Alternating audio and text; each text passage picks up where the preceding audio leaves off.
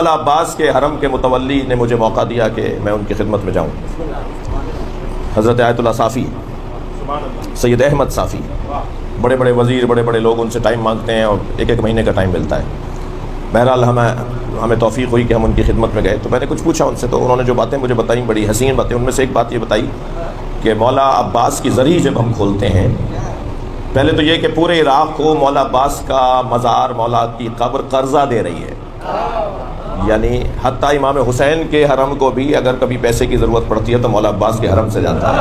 اور وہ فرما رہے تھے جب ہم زری کھولتے ہیں تو مولا عباس کی زری سے جو زیورات، سونا، رقم جو نکلتی ہے اس کے ساتھ فائلیں نکلتی ہیں کہ 20 ایکڑ زمین آسٹریلیا میں، 10 ایکڑ زمین ہندوستان میں، 5 ایکڑ زمین مثال کے طور پہ پاکستان کے فلاں شہر سے وہ فائلیں نکلتی ہیں. پھر ہمارے ملک کا سفیر وہاں کے سفیروں سے رابطہ کر کے ملک سے اور پھر اس کو ٹرانسفر کرواتا ہے.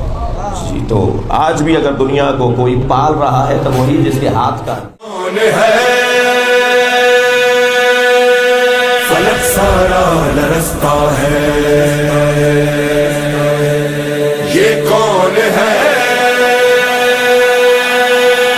زمین کا دل دھڑکتا ہے، آتا ہے علم بردار، آتا ہے علم بردار، آتا ہے علم بردار، آتا ہے علم بردار، آتا ہے.